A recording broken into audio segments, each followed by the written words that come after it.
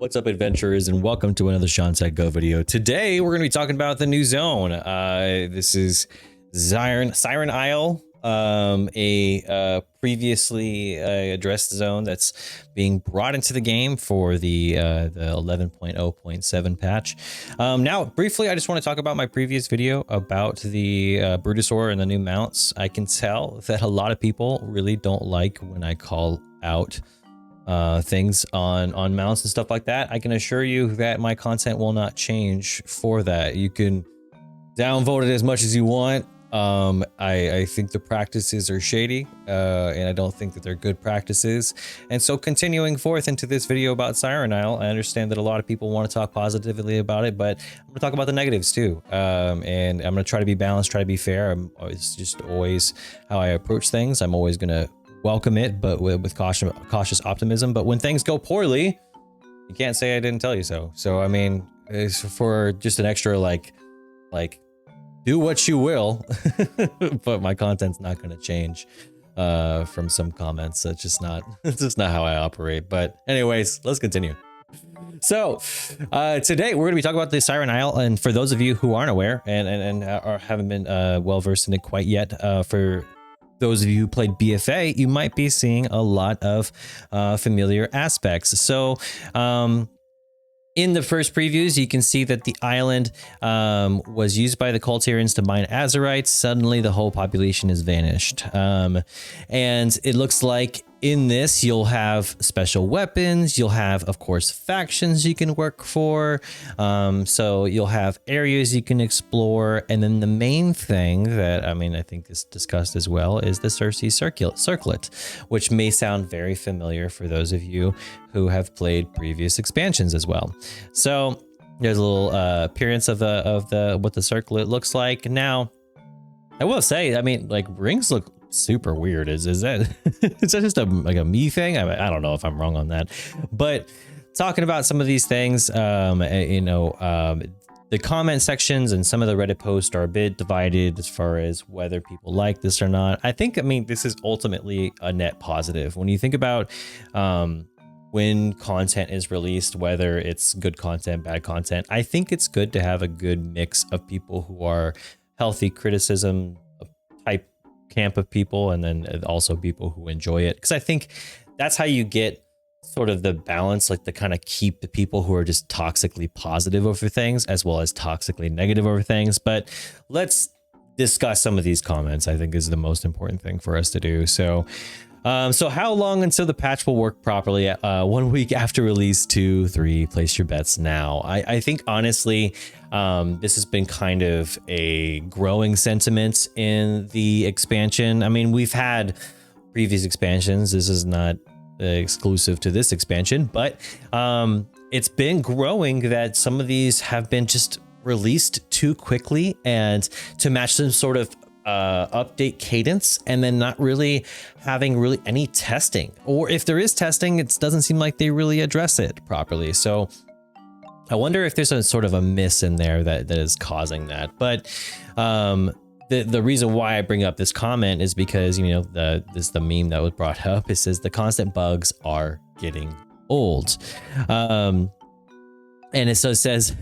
It's so and then the sentiment of the community says 9 people can't make a baby in 1 month. Like, where is this coming from? I think the idea by this person is saying, like, literally you could put more people on the issue, but it's not going to make it solve faster, because some things, whether it's coding or IT, I'm not super well versed in it, but you can't necessarily throw more people at the issue. It's not gonna help, because it's like figuring out a very specific line of code. It's not necessarily numbers problem. That's not this case. The testing things like this and having it not be buggy is kind of the way. This person says, okay, but 9 people could build a bridge faster than 1 person can. So I could use metaphors too. Isn't that fun? So yeah. So I honestly, the way I think about it is that if this is released without bugs, you're releasing it on the first most optimal impression, right? So just to start, I think that a lot of these comments center around this idea, which is if it's released well, it'll be good. If not, it'll be received poorly, bad. And that's the most important thing, is that basically first impressions matter. How many people are running the BRD, even though the updates have changed things and made slightly easier? Not very many, because the first impression was that the gear's not great. So is it worth your time other than nostalgia? So it's like first impressions matter a lot. So I will say I agree with the sentiment that first impressions can define things in a positive or negative way. And if they're not done properly, then even people who may have enjoyed it may not enjoy it because it was released poorly. So and then the second point, which came up, a few people have mentioned, Mr. GM on Twitter, which, I mean, I love Mr. GM's content as far as like guides and news and release content. Kind of a positive Andy, in my opinion. But I don't have negative influences or things against the guy. But basically, SIren Isle was discovered to be actually scrapped BFA content. So it's actually supposed to be an 8.2. So you can see here in the mapping, some people have mentioned that it looks like fried chicken. That's the SIren Isles from patch 11.0.7 is actually unused map from Battle for Azeroth. And so I think that a lot of people are initially going with, I'm fine with this. It saves the devs time and we get to see cut content. And I think people think about this in a very optimistic type of way, for better or for worse. But then there's also, it says called it. This is feels like felt retread and lame, and it seems to be. Bet ya they went hard for the War Within release. World Saga building and 20th are way behind, and they had to piecemeal this together. It says, oh, people are going to be mad about this, rehashed, lazy, and weak. They're going to say that, look, basically people already predicting that people are going to be negative about this. But to this point of this comment, we have been seeing a lot of different types of content being released haphazardly. It seems like we're on a pretty quick content schedule, but at the same time, what we were promised a long time ago is that we're getting epilogue quests right now when the game was released just months ago. And it seems like the story jumped in and did their idea of what a main storyline was supposed to be. And it kind of just left behind so much. Like most expansions do leave behind previous content a lot, but it seems like now that we're just trying to grab pieces of content any which way we can to try to fill the gaps, because maybe we're losing player numbers, maybe we're losing retention, maybe we're losing interest, and it's seen and it's being monitored, I'm sure, by Blizzard. And so this is like a way to like keep people invested. And so the problem I have with this, though, on its own, it doesn't sound terrible to have content that's added to the game that, maybe was missed in a previous expansion. But at the same time, weren't we promised not too long ago with this whole World Soul Saga that we were going to have this big, grand, adventure, like this Star Wars type odyssey where we just go across expansions, just furthering and furthering how big and massive this story is. But what really seems like it's like we're just going, all right, we're going to give you this little bit of content, add a little bit more to it, add a little bit more to it. We're going to say that this content is for this content, but really it's just kind of filler patch. It seems like they're trying to, it's like how One Piece fans will say no One Piece episode has filler. It's filler. It's all essential content. It's like, no, there is lots of filler within an episode. It's like, it's just one important thing will happen in all that filler. And it's like, it's called not filler, I guess, in a sort of way. So, by the way, One Piece, if you want to skip that bit, but my point is that it seems like that a lot of people are quick to jump to one camp or another, but my point is that it seems like this is kind of like this comment says on Twitter is that it seems very piecemealed together. So further, you know, I found a post on Reddit talking about the SIren Isle, and it details the patch and the content there. So a lot of people here are talking about, like, the people who are liking it, since I feel like I'm the only one who doesn't think this looks too bad. I didn't play Dragonflight, so maybe I'm biased, but I'm welcome to the new zone. Hopefully more delves and some more fun content to explore. Zone looks meh, I agree.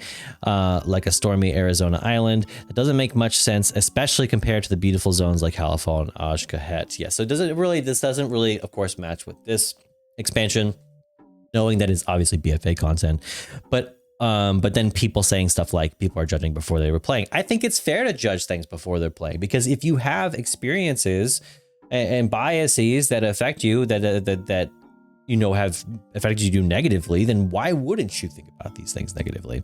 So this person says, this kind of looks boring and lazing. It says, worse than that, I feel like it's actively something I don't want. More boring content that doesn't bother me that much. I'm mostly here just to push content anyways. Another amulet, another, come on, man, just that that was the worst part of Dragonflight Season 1. I don't want to have to grind out a dumb ring on all my alts.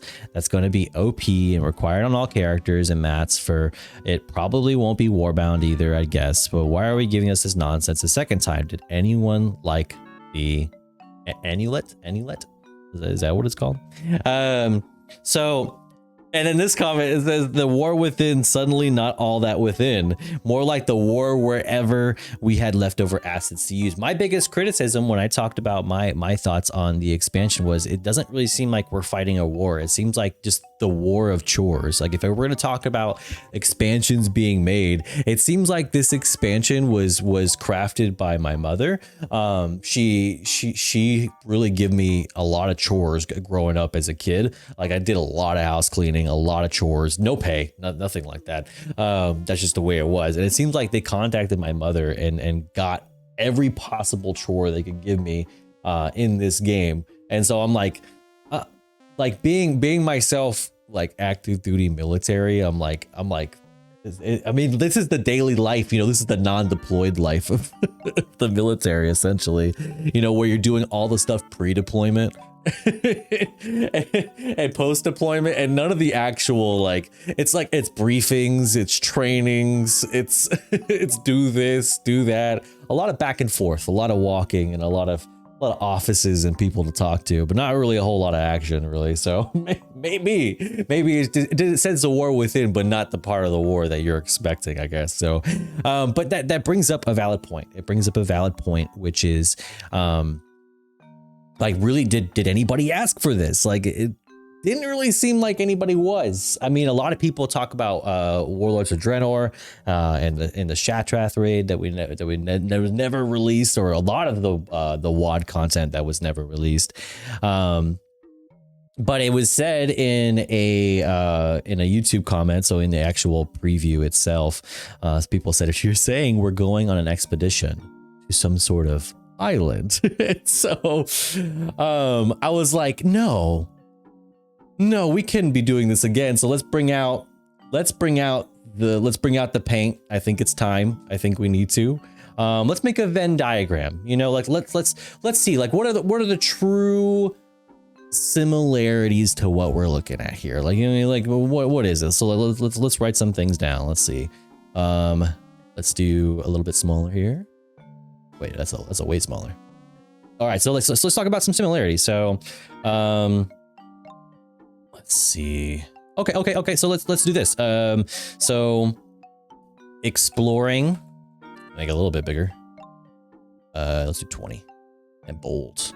So exploring, hidden areas. Okay. And caves. Yeah, there's a lot of hidden content, a lot of extra mobs, a lot of little Easter eggs in there, like Easter eggs. And I think it comes primarily because it's like the Kul Tiran and like the old content, so you're going to see a lot of that content there. Okay, so we'll say jewelry, with gem slots, probably I'm gonna say probably OP. And let's see. And upgrade. upgradable. That'll be, I think, an essential part about that. So questing. So questing. Let's see. For like questing primarily for extra lore. Not essential. Like it's not the main story content. It's just like extra content. Let's do. Okay, so another big part was that they're talking about rotating enemy mobs. That's gonna be a big part of it. So that'll be important. Let's see. Let's move this down a bit. Rotating enemy mobs, and then let's do resource gathering. That's gonna be really important. And then new currency. A new currency. Primarily focused on new item upgrades, because that's gonna be important to that. All right, so that's everything that we're getting with SIren Isles for the most part. I believe so, with a few things here and there, but I think those are the main points that I want to talk about. So that's what we're getting to this. So let's make a Venn diagram of basically, we'll make one that's going to be the Forbidden Reach Island Expedition side, and then the other one is going to be the SIren Isle. And then where they overlap is where we have similarities. So let's just do that real quick. So this is going to be Forbidden Reach and Island Expeditions. All right, and let's do it red. And then, how am I going to draw this right? Let's drag this a bit. Right there. All right, so everything that's overlapped here in this section is what is the same. Let's so we can type it. So SIren Isle, right? Okay. All right. Oh no, it's exactly the same. Wow. So I think I mean, how was this content received? I mean, I think, is it bad for this content to be bad? I mean, maybe not on a whole. I think that this content was, at the time, was received in a sort of like, oh yeah, you have another layer of customization. A lot of people disliked the fact that basically you're getting better gear, and it has also powerful traits. I don't know if the ring is necessarily to that extent, as much as it's just probably going to be like an OP item that you won't change. You're just going to upgrade and hope for optimal statting. But as well, I mean, like when you think about previously, gear like this has been received as, this is unnecessarily complex. Me personally, like, I'm just like, I mean, in the previous video I made, I just talked about how I'm tired of there just being so many different things that cause inflation in the game. Why aren't we using this as an opportunity to have proper gold sinks for money spent in vendors? Because it seems like any chance we get, we're just adding another currency into the game, and it's just making World of Warcraft feel like we're at an arcade. We're at an arcade and we're playing all the games, and the moment we transfer into tokens, it's never going to be money again. There's nothing that's going to make it money again. And by the time it's tokens, you lose all sense of value of what you spend in it. Because once you spend money in a game, you obviously know that you've spent that amount of money. At least whenever you spend money in a gacha game, you know how much money you invested. But gacha games do a very good job of putting it into currencies. And that's exactly what WoW seems to be doing, or obsessed with doing in the past little while, which is let's make it a currency. You know that whole thing about gold? Well, we don't value gold. We value whatever the heck type of currency you're going to be farming in this. I can't even think of the name right now of the current currency, but there's the currency that you're going to be investing in this. And as it stands right now, it seems like World of Warcraft is trying so much to be a gacha game.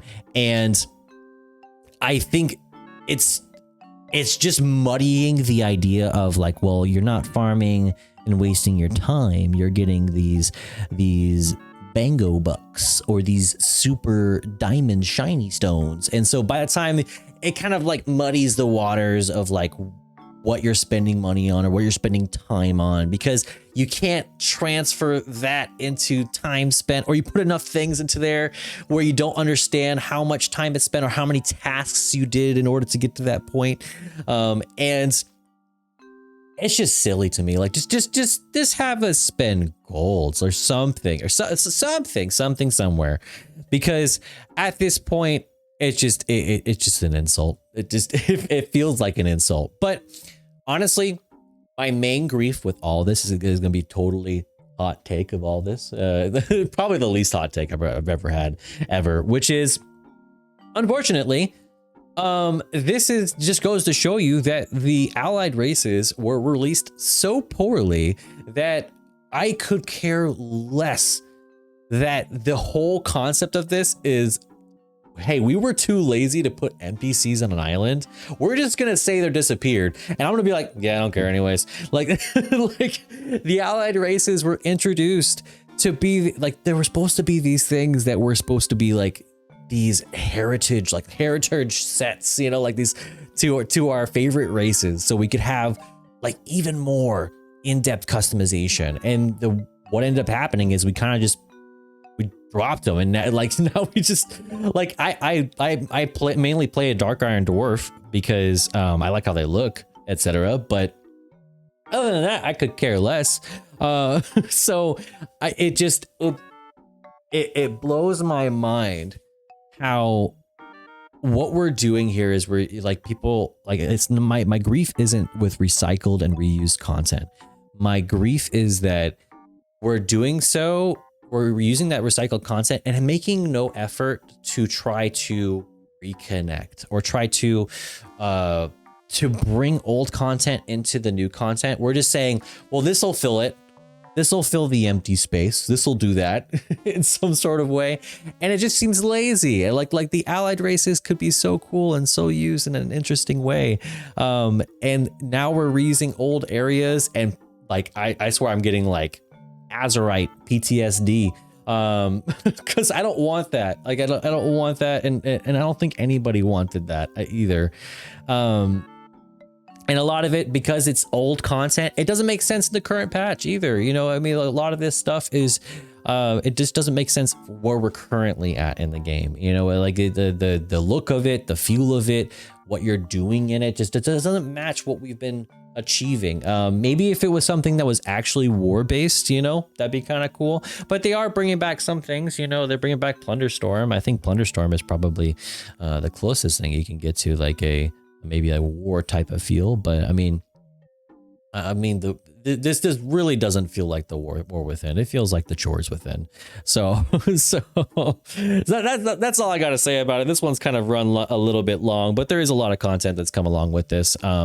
Myself, you know, I mean, this of course is, I mean, at worst going to be a filler patch. Don't think that I'm affected by this to where it's like, you know, like woe is me. It's whatever. It's a small patch that has some content you can do, and they're trying to make it meaningful by putting a legendary in there, you know, somewhere. But I guess when I see recycled content, I get about excited as I would see if I had seen that old content like exactly as it was, unchanged in the current patch. It's like, oh, we've seen this before. Like I don't get excited for it. I don't get bummed out for it.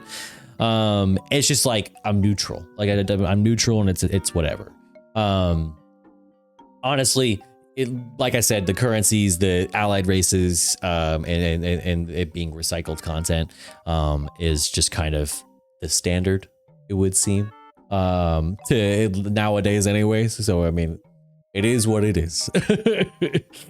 So I hope you enjoyed the video. Hope you liked this one. Of course, comment in the video with things that you feel like you're excited for, or things that you would like to see, maybe content that hasn't been brought back, and that you would like to see in the game. I would love to hear about it. And then, as per always, may fortune favor your journey, and I'll catch you in the next one. Peace.